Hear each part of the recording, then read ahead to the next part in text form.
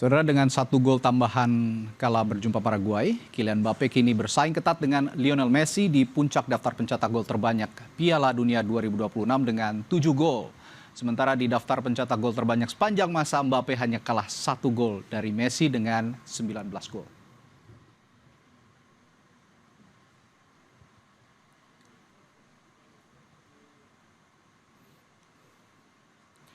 Saudara, selain duel Mbappe dan Messi, persaingan mencetak gol terbanyak di Piala Dunia 2026 kini tertuju pada pertarungan Vinicius Junior dari Brasil dan Erling Haaland dari Norwegia. Keduanya akan saling bentrok di babak 16 besar besok dini hari. Lalu siapa yang akan melaju dan menambah koleksi golnya di Piala Dunia?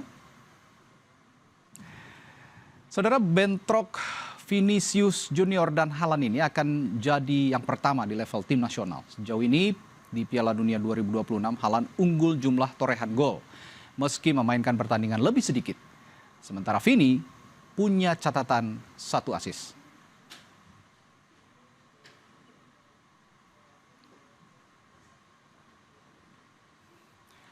Meski belum pernah menelan kekalahan di Piala Dunia 2026, tim Samba dihantui rekor buruk tak pernah menang lawan Norwegia jelang laga 16 besar. Dari 4 kali pertemuan sebelumnya, The Viking Norwegia bahkan pernah 2 kali mengalahkan juara dunia 5 kali Brasil. Lalu mampukah Brasil memutus rekor buruk selama 38 tahun? Atau Norwegia malah yang sukses mempertahankan catatan positif mereka?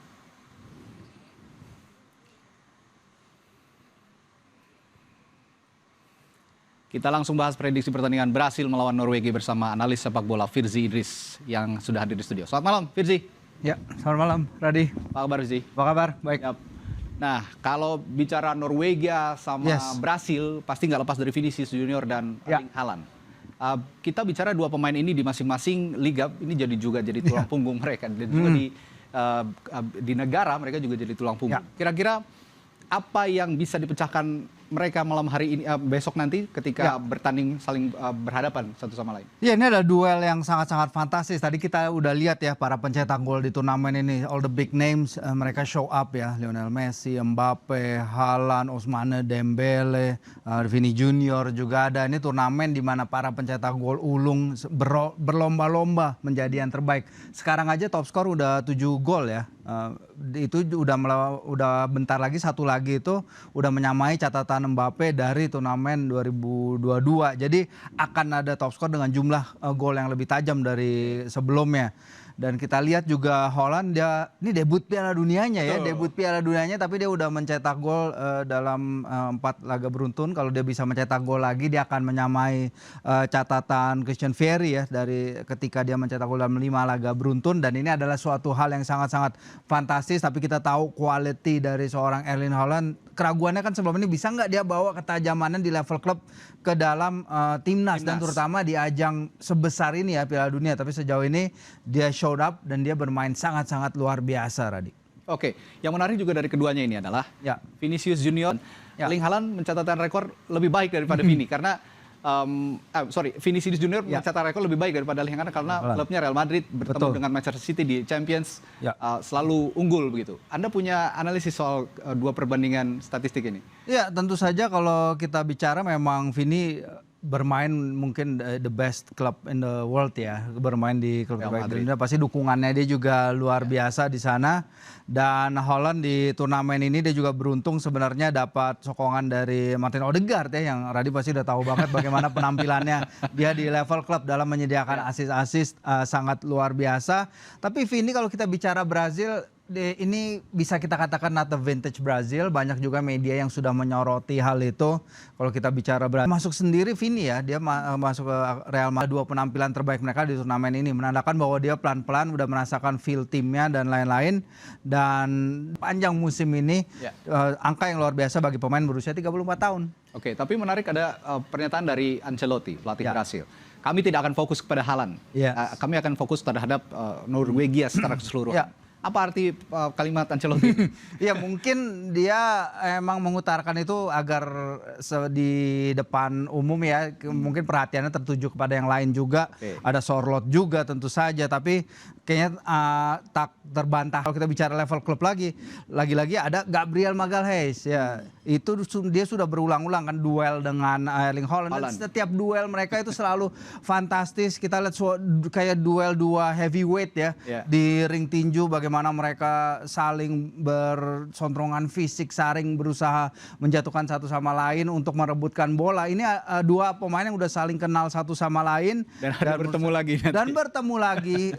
Ini adalah menurut saya akan menjadi duel yang sangat mewarnai partai nanti. Kalau key player Vinicius dan Erling Haaland ini punya gaya permainan yang sedikit berbeda sebenarnya. Kalau Vini kan winger ya, winger kiri. Kalau Haaland ini adalah striker pucuk. Ya. Striker pucuk. Kira-kira alur serangan Norwegia dan Brasil melalui dua pemain kunci ini akan seperti apa nanti?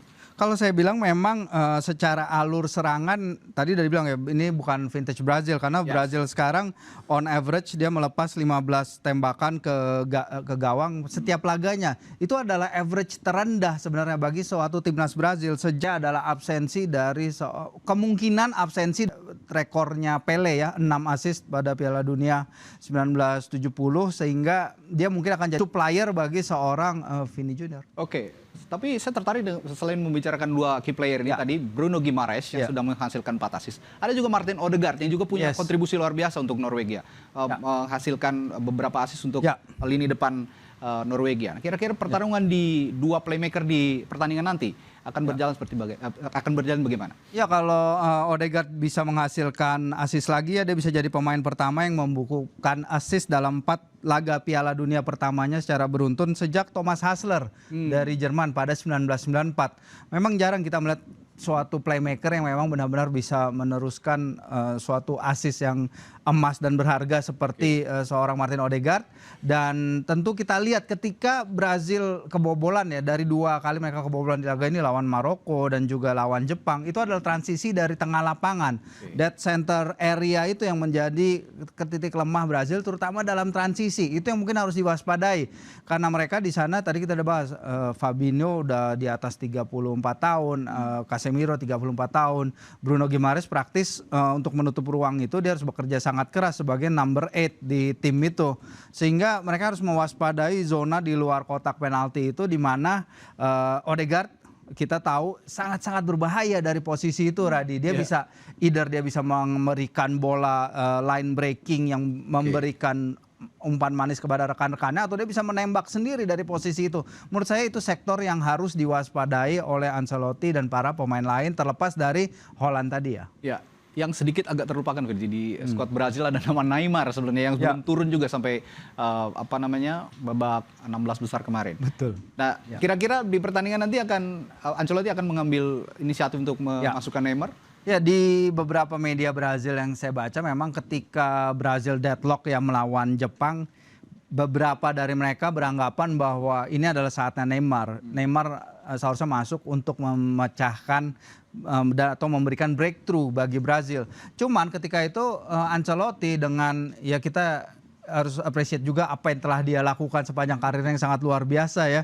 Dia memilih memasukkan Gabriel Martinelli gitu, yang kemudian bermain di lini depan sebagai penyerang puncak, dan kemudian itu kan jarang dia lakukan ya. Di Arsenal, Radi pasti lebih tahu. Dia jarang sekali bermain sebagai striker. Biasanya beroperasi di kiri kan? Biasa beroperasi di kiri, tapi dia mendapat 1 bola matang dari Bruno Guimaraes, 1 sentuhan, 1 tembakan dan gol.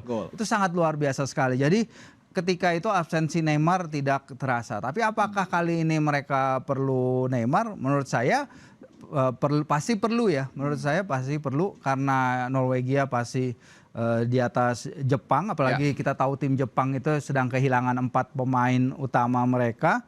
Dan Neymar dalam situasi apapun dia pasti akan masih bisa memberikan yang terbaik. Karena kayak kita lihat di pertandingan lawan Skotlandia, beberapa bola yang dia berikan dari situasi sepak pojok terutama menyulitkan barisan pertahanan dari Skotlandia itu sendiri. Dimanapun juga Neymar punya nama besar ya. Betul. Nah, kira-kira terakhir apakah Brasil akan mencahkan rekor yang Norwegia yang tidak pernah kalah melawan Kalah, Brasil atau sebaliknya kira-kira, dan skor akhir kira-kira berapa?